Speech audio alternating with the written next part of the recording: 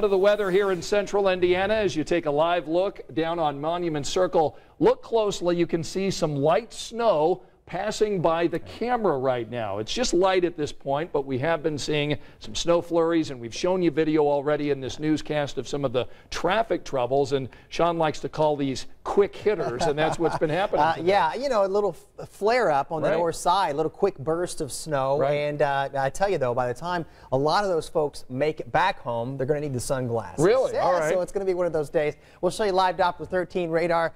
The light blues indicative of, again, light snow. Getting a little darker shading, however, and we'll show you a little closer perspective and what's been happening over the last couple of hours. Some of those darker shades of blue, some heavier bursts. Nora up toward Fishers, McCordsville into Fortville.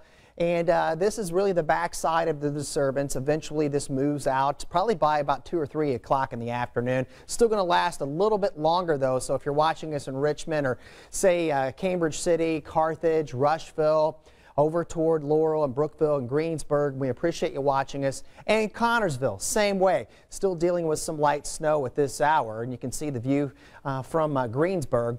And some light snow, enough to cover the ground every now and then, enough to cause some slick spots as we look west. However, though, notice this is visible satellite. Where you see the darker shade, that's indicative of clear conditions starting to show up pretty nicely. We've got 27 this hour in Logansport. Wolcott, you can see some blue sky, beautiful blue sky there as the clouds are starting to depart. We'll take you down into Greene County. It's 29 in Odin this hour, 28 degrees in Bloomington, and we're starting to see a better clearing here. Our camera in Greene County. So that's what's on the way. Patience required, but once it gets in here, a nice finish. What a change. Last 24 hours, 17 degrees colder temperature-wise.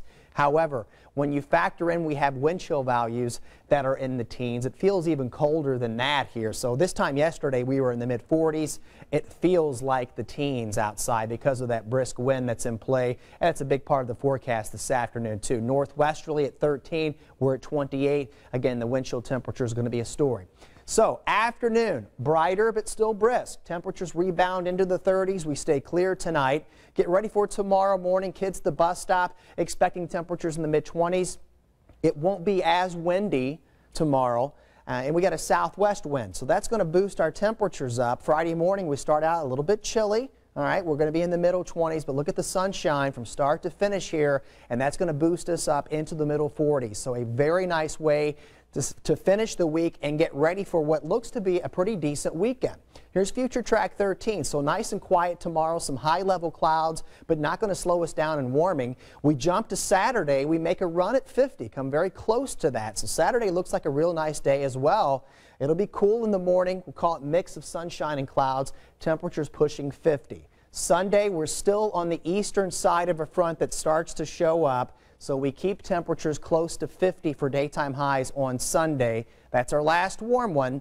After that, we'll see the transition, cold, windy, wind-whipped snow there on Monday with highs in the 30s. Tuesday, Wednesday.